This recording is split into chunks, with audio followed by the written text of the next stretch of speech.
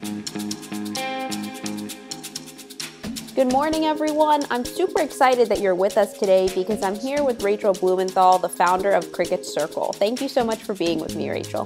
Thanks for having me. This is really fun. So let's start out and pretend that I'm an expectant mother. It's not going to happen for a little while, but we'll just pretend. And my best friend tells me about Cricut Circle. So I log on and I take the intro quiz. What's going to happen next for me? So hopefully immediately upon taking the quiz, you already love us because we've built this really cool, fun voice that just speaks to, the modern consumer. But after taking the quiz, basically we are collecting information about your lifestyle. And I think what people don't realize is that so many of these buying decisions for new parents are not necessarily about a taste level, but really a lifestyle. And so the way that you live and travel is really how you'll make a lot of these decisions from a stroller to a car seat or a high chair.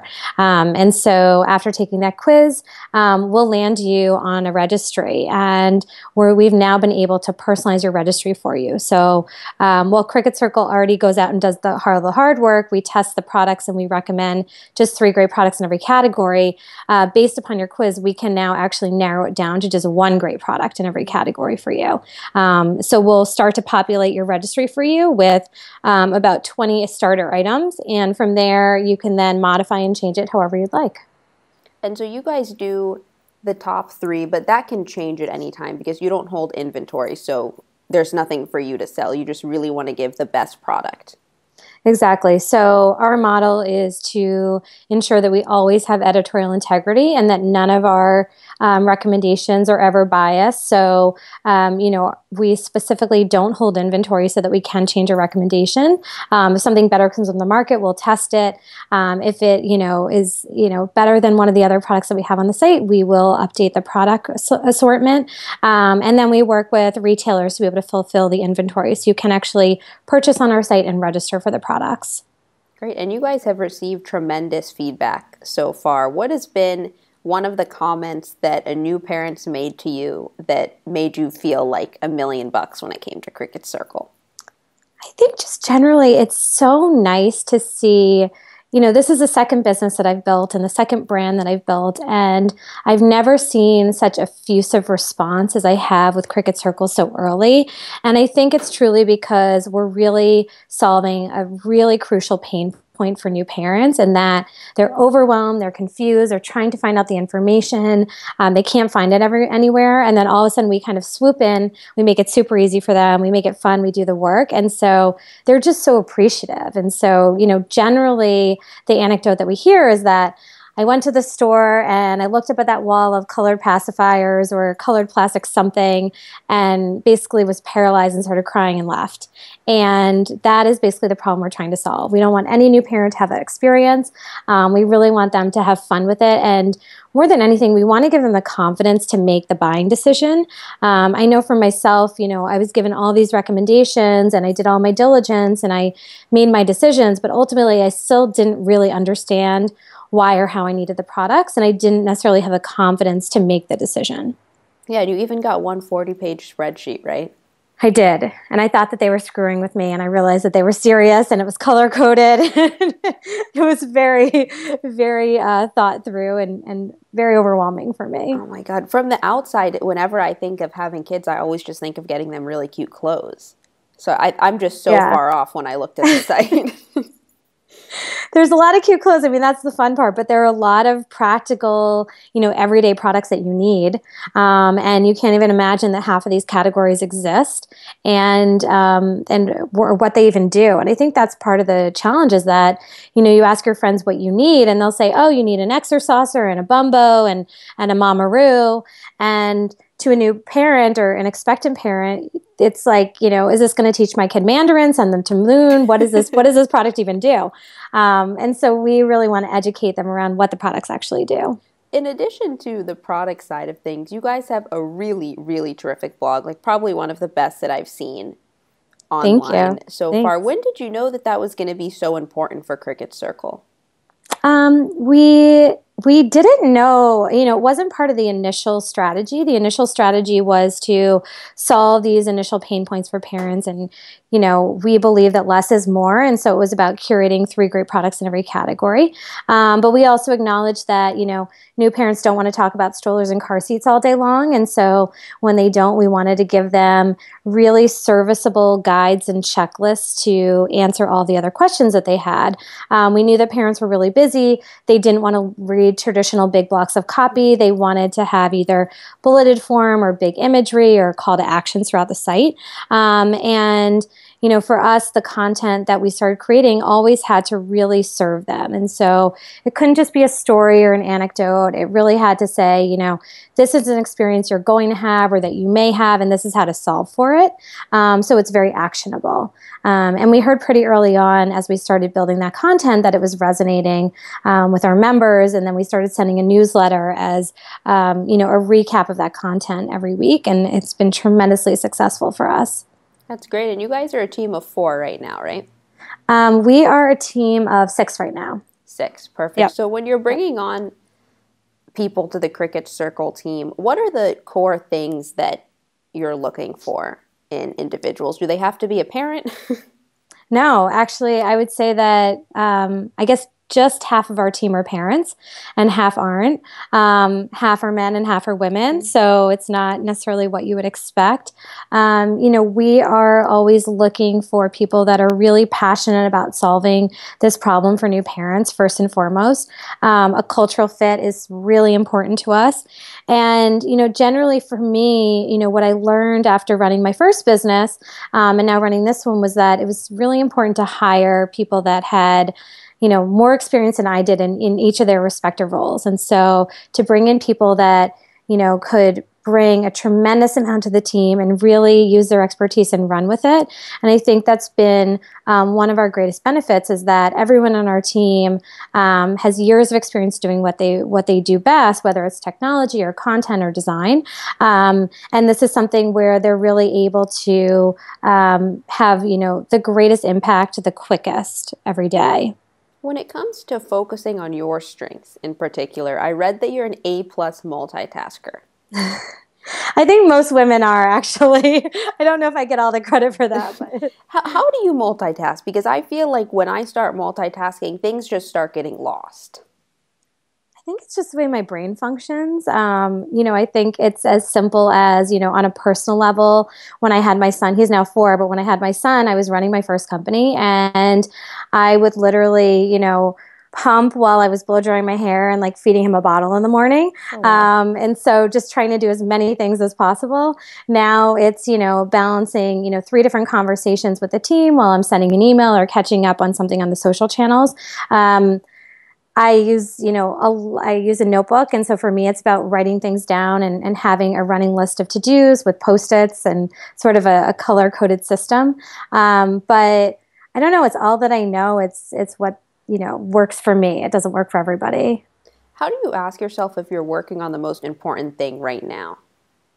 That's a great question. I often have to really check myself because what I found is that I sort of have my to-do list for the day and then I have my email. And sometimes my email ends up superseding my to-do list. And I've realized that my email is actually not my homework. It's homework that people want me to do for them. And I've tried to really go by my to-do list versus my email and check in on my email regularly because I do think it's important to be responsive and in a timely manner. But never sort of get down that hole of email because it sucks up your entire day and then you've never gotten through your to-do list. Yeah, and we can't leave the stickies. I feel that. So, Rachel, I want to go back to the early days for a few minutes. You started out at AOL and realized, hey, this isn't what I'm really passionate about. Had a PR stint briefly at YSL, and then at only 23, you started your own jewelry company. What conversations were you having with yourself when you were 23 and totally going out on a limb like this? It was, I think, in retrospect, it was sort of like an out-of-body experience because I loved my job at YSL. I did all of the editorial placement and celebrity dressing, and I worked with an incredible team. But I realized that I was surrounded by so much creativity and I didn't necessarily have an outlet for that creativity. And so I made a ring and, I went to like the bead store on 6th Avenue and made a ring and was wearing it one day. And editors from Lucky decided to feature me as a designer. And working in PR, you know that a lot of it is sort of who you know and it can be sort of just like a game. And so I thought it was funny and they ran the story. And then about a month later, Daily Candy called and said that they were going to feature the brand the next day and to make sure that we were prepared. And at the time, we didn't even have a website. So I called a guy I knew when I was 13 that I heard did websites. This was in No way. 2003. Yeah, it was crazy. And he threw up a landing page, an image, and email address. And that's what I had.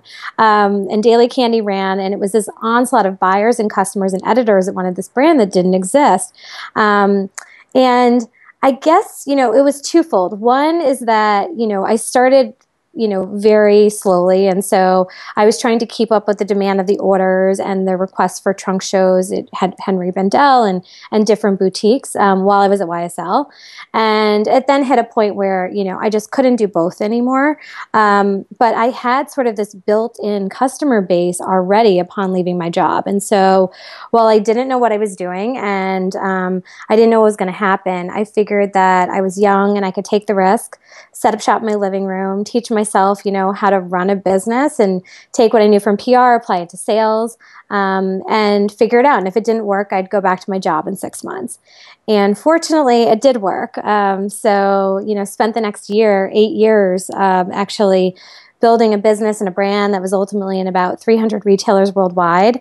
We were named Oprah's favorite things, and we, were in sort of all the big stores from Bergdorf's and Shop-Op and Zappos, and had a big business in Japan.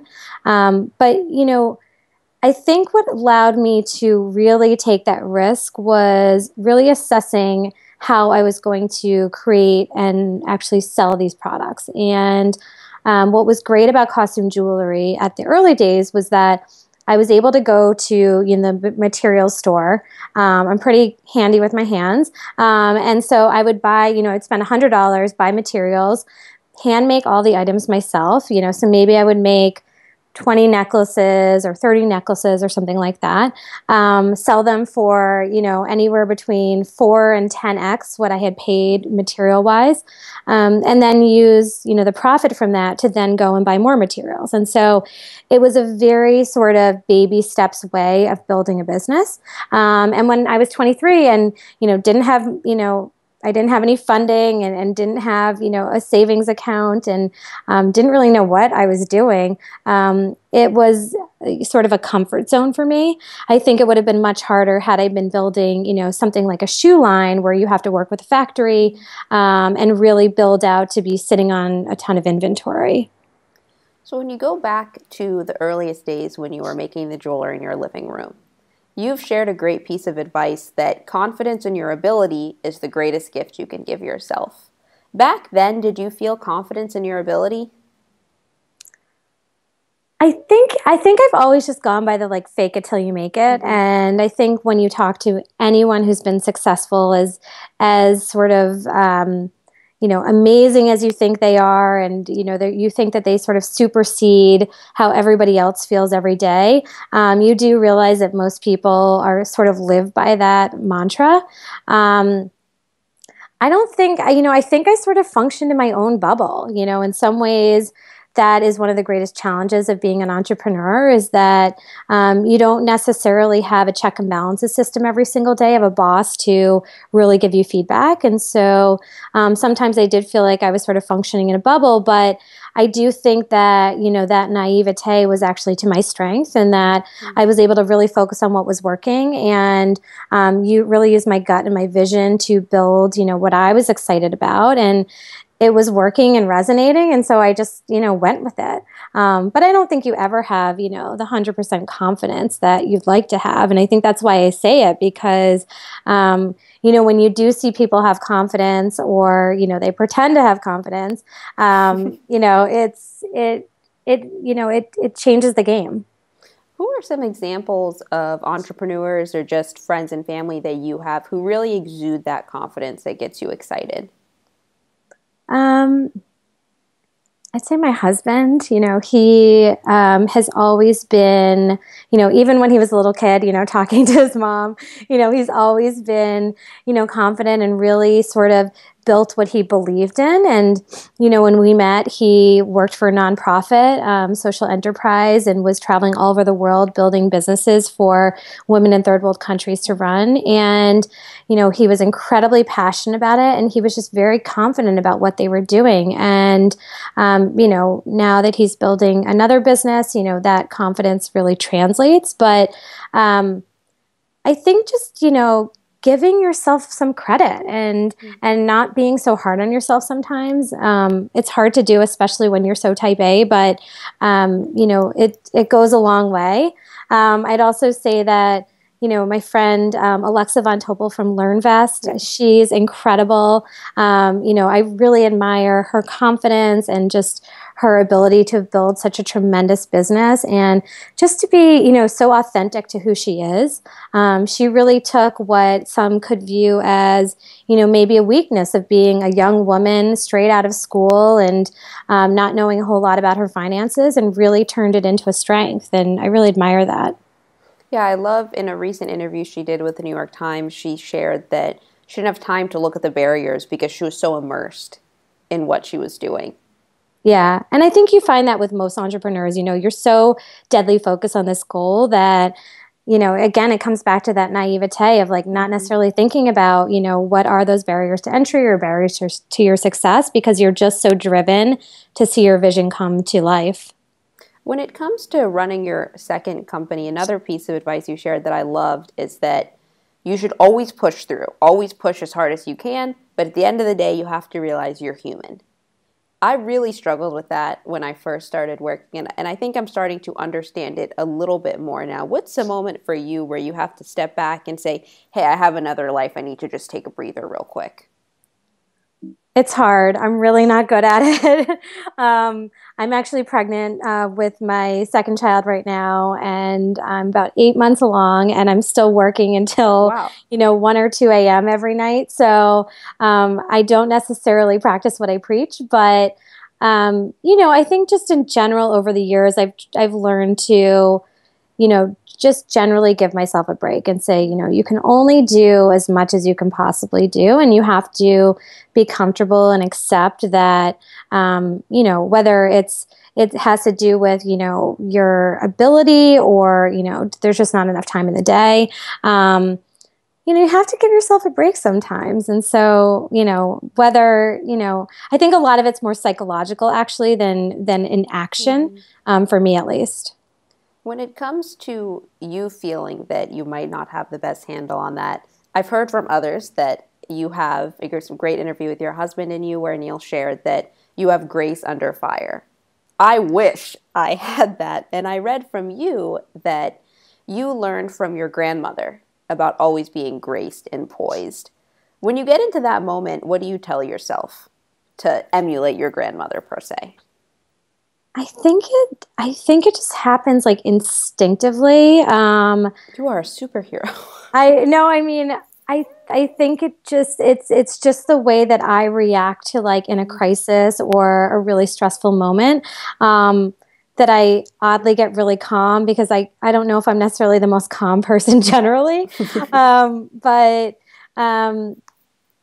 yeah, I think it just like turns something on in me that allows me to just be very focused in that moment and try to solve that immediate problem, and not think about all the other things going on around me. And that's actually what's really interesting about kids is that, they have the most incredible memories. And I was, speaking to my mom about it, I was saying, my son Griffin, he's 4, and I said, he just remembers everything. He remembers every single store we've ever passed, every single person he's ever met, every activity. He's only 4. How does he do that? And she's a psychologist, and she was saying that because their minds aren't clouded with all these extra sort of thoughts throughout the day, they're really able to have these great memories and focus on those moments. And I think something similar happens, at least for me, when I'm in a crisis or, there's something stressful going on, is that everything else around me just shuts down, and I'm just in that moment, in that zone, and focusing and solving the problem. I need to practice that. When it comes to just taking the moment for what it is, right after you had Griffin, Glam House came in and wanted to license Rachel A. Jewelry. What was it like to let go of something you worked on for 8 years? It was a really interesting process. It wasn't something that I expected to happen. And I definitely had to do a lot of soul searching and say to myself, my identity for the last 8 years has been to be creative and design every day. When I really pulled out what would change, I think I sort of always knew that I would run another company. And so the design and being a creative was what would be sort of taken away, if you will. And I did a lot of soul searching around it and realized that I was okay with that. And what's crazy about it is that I loved when I did it and I loved every day. And, I got so excited to go to work and I was really addicted to what I did. But I have to say that once I licensed the brand and exited, I never turned back. I don't miss designing. I don't feel like I'm missing a creative outlet. I can't really explain it. It's really strange, but the only thing I can attribute it to is being really excited about what I'm building now. And, probably really, sort of like extracting every last bit of creativity out of me at the time in such a specific sort of skill of designing product. And now I'm able to use that creativity in so many different ways, which is really exciting. To hone in on Cricut Circle in that sense, I read a great piece by El Luna. I'm not sure if you read it, The Crossroads of Should and Must. No, I haven't. Okay. You have to read it when you're not up at 1 or 2 in the morning. Okay. It's a great piece, and she talks about when individuals choose their must, which is that fiery intuition inside of you that you just have to capitalize on. I feel like from talking to you that you really are doing that with Cricut Circle. If we're sitting here and it's 5 years from now, what do you want Cricut Circle to be?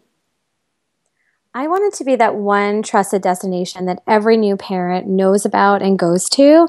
And the minute they land there, all of their problems are solved. So we're taking away the stress, we're taking away the anxiety, we're doing the work for them. And we're just making it a really seamless and magical process for them so that they can focus on what they want to get back to, which is probably decorating the nursery and buying some cute clothes for their baby and just getting excited about the baby arriving and not being so stressed about sort of the intricacies of all of the crazy products that they need.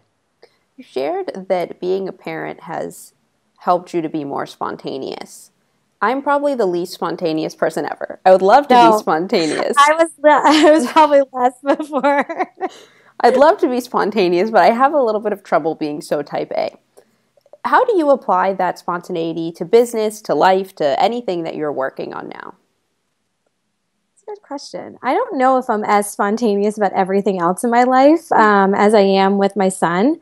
Because I think with him, I don't get to spend a whole lot of time with him during the week. And so, if we have, an hour and a half, midweek during the work week, I really wanted to be entirely about him. And so I wanted to be undivided attention, no cell phone, really following his lead. And so because of that, it allows me to, not have any plans and not worry about time and just follow him. And kids have such an imagination that you really can allow them to lead you. And, it's fun as a parent to be able to give in sometimes and just say yes. So I've learned to do it with him, and that's been really fun and sort of really freeing for me. I don't know if I'm so much so professionally, but I try to be, I try to at least not be so rigid. So I try to have more flexibility. I'm also trying to learn to say no more. I'm generally a yeser, and so learning to say no more is something that's hard for me, but I think it's really important when you have so many demands and expectations. What are some things that you're referring to saying no to? Because I get so many conflicting views on this. So I don't know if I should just start saying maybe. I don't know. I don't know what the perfect balance is. I think, especially for us, we're building a new company and a new brand. And so any opportunity where somebody, wants to do something with you and is excited by what you're doing, it's really hard to not be honored and excited that they're excited and to say yes. But for us, we really have to gut check it against, what are the resources, that we have to allocate to new projects or new partnerships or opportunities, and what's going to be the payoff, and is it really going to be able to fulfill any of our immediate goals at that moment, and if it doesn't sort of check off those boxes, then as much as we want to do it, we can't do it. And so I think being a startup with limited resources, it actually keeps you more focused, but it's hard because somebody great wants to do something with you and they love what you're doing. It's hard to say no. What are a couple of the goals you guys have for the rest of this year? This year, we're really going to be focusing on trying to get every last new parent, expectant parent, to know about Cricut Circle. So we just want everybody to know about us. We really want to solve their problems. We really want to make their life easier. And so, our number one goal is to just get the word out as much as possible. And the second is to get them engaged in our site and to be able to have them understand, why the experience that we're building is really special and why we're truly solving a problem and how we can help them. Because we believe that once we've helped them once, they'll continue to build trust and loyalty with us, and we'll be able to continue to help them as our kids get older. Great. So I think that's the perfect way to end it, describing Cricut Circle, because I want you to share how everyone can get on the site, sign up, and tell their friends about it. Yeah, so just go to cricketscircle.com. Cricut is plural, and you can use the site without signing up. You can sign up and get a personalized registry, and it's all about just simplifying your life. So we're also on every social channel at Cricut Circle. So I'd just love for every new and expectant parent to join us. Perfect. Thank you so much, Rachel. This was great. Thank you. Thanks for having me.